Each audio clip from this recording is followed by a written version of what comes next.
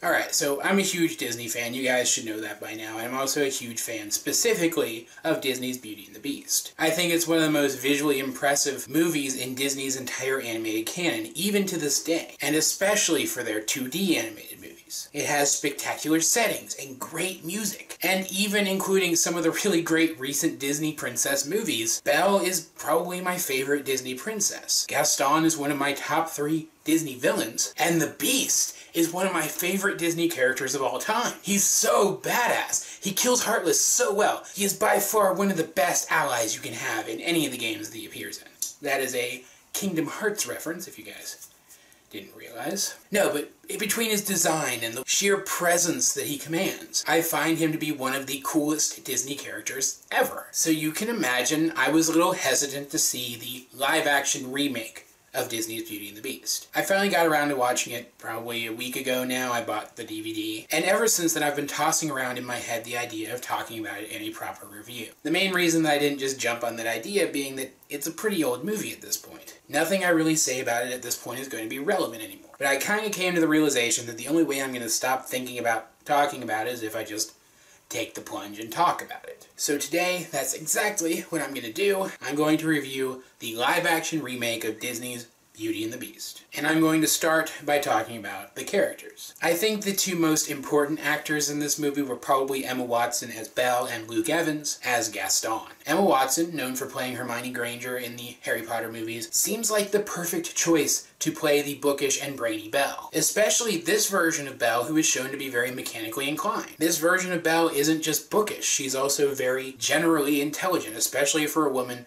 of the time and place. And Miss Watson is a perfectly good actress. I'd say she's above middle of the road, which is not a slight against her in any way. Most actors are middle of the road. Being above middle of the road makes you above average. I just don't think she's one of the best actresses of all time or anything. But as talented as she is, paired with a director who knows what they're doing and works well with her, her performance should be really solid. And in this movie, there were times when it just wasn't. Overall, I thought she was fine. I thought she played Belle in a very serviceable way. I still prefer the animated version, but Miss Watson still did a very good job playing this character in most scenes. In fact, I would be willing to bet that the majority of the issues that I had with her performance were more an issue with the direction than with her acting. I only really found her performance unbelievable in scenes where she was acting off of a CG character or reacting to something that would be computer generated into the scenes later on. In this modern age of CG heavy movies, it falls on the director to visualize what the scene is going to look like with the CG added in, and then inspire the actors to react to that vision, to either see it for themselves in their minds and react to it, or to simply give the proper reaction at the proper times. And in instances like the famous Be Our Guest sequence and the transformation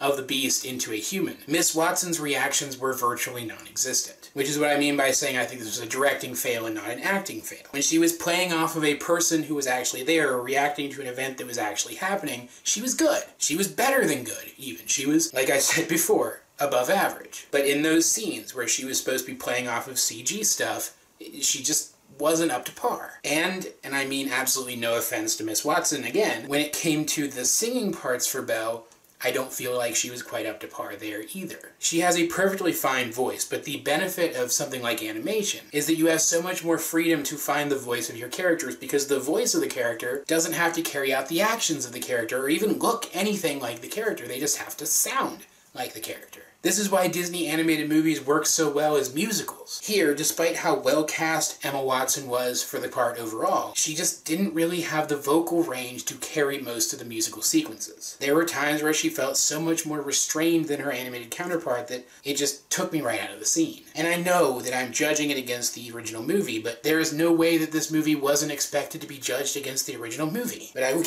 get to that in a little bit. At the end of the day, I thought she was good. I think her performance averaged out to be good, but she could have been so much better. I'm not sure who directed this. I probably should have looked up who directed this before I made this review and called out the direction. But I just don't feel like, in the case of Miss Watson's role, the acting and the directing came together in the way that it needed to. And we see a little bit of that again in the character of Gaston. Luke Evans as Gaston was perfect casting.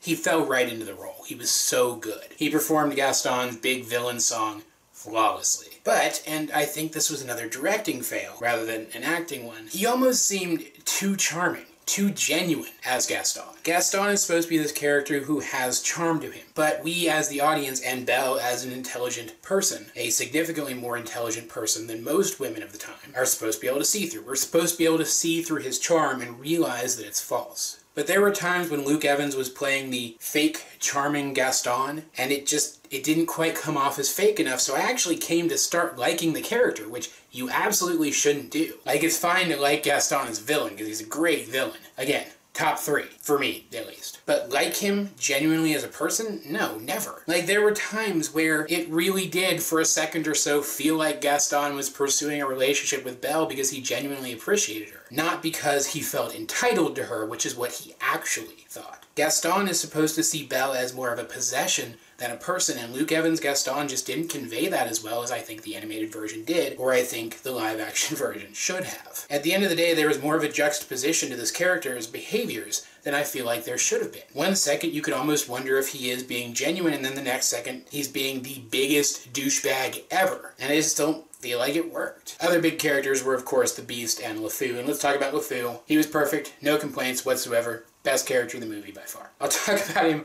a little bit more in a little bit, but that is my general consensus in regards to this character. I wish this version of the character were in the animated movie, because I think it's probably the one change in this movie compared to the original that would have objectively made the original better. But again, I'll touch on that in a minute. Which brings us to the Beast, and by extension, the Beast's entire entourage of servants turned household objects. Let's actually talk about them first. Let's get that out of the way. I actually really liked them. I thought they got great actors to play the various household object / servant characters. I'll let you guys go look up the cast and see who all played who, so you can get a couple of surprises in case you didn't realize in your first viewing, or in case you haven't seen the movie before. Because some of them genuinely surprised me, which I thoroughly enjoyed. But, and this is a problem that I'm going to talk about more when I talk about the Beast specifically, but there was rarely a moment in any of the scenes involving these characters where I actually felt like they were in the room. They were all CG characters, and the CG just wasn't quite up to snuff. And because they weren't animated characters in an animated world, they didn't have the ability to squash and stretch that the versions in the animated version did, and so their movements ended up feeling a lot more stilted than I feel like they should have, except for Lumiere, who was actually completely the opposite and ended up encroaching just enough on the uncanny valley that he creeped me out a couple of times. It wasn't quite where it needed to be to make these characters believable.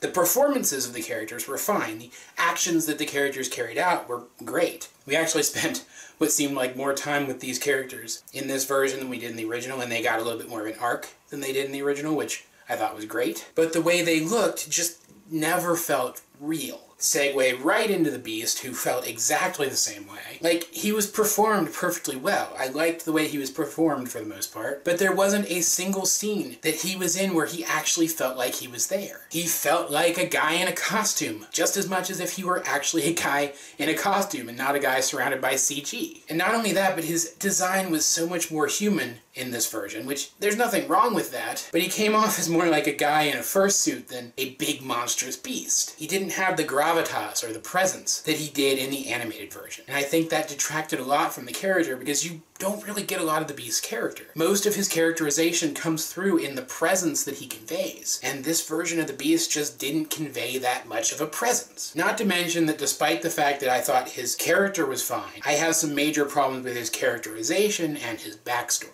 And I will forewarn you that I am going to go into a bit of plot spoilery territory here in very small ways. I'll keep it as minor as possible. But in the off chance that you haven't seen this movie, I do want to make you aware that I am going to be spoiling some very minor things that you learn pretty early on in the movie, so I guess it doesn't really matter. In the animated version, the prince was very young. It was never outright said, but it was very heavily implied, and then pretty much outright shown later on that he was an orphan prince being raised by his servants. So when the old enchantress comes to his door and asks for refuge, he's just a kid turning a stranger away from his door. A kid who is an orphan prince and who probably has enemies out there who would like to try to hurt him. The movie asserting that he was being cruel by turning her away is ridiculous. He was a victim. He was looking out for his well-being, probably just like he had been told by his servants / caretakers. The enchantress got pissed at him him for being a pragmatic person and took it out on him. And then something like a couple of decades passed. He grew older, and it made sense that he became the bitter and vindictive person that we saw later in the movie. But in this version, the prince is already in something like his mid-30s when he is turned into the beast, and very little time passes between his transformation and Belle's arrival at the castle. And he was, as a human being, a legit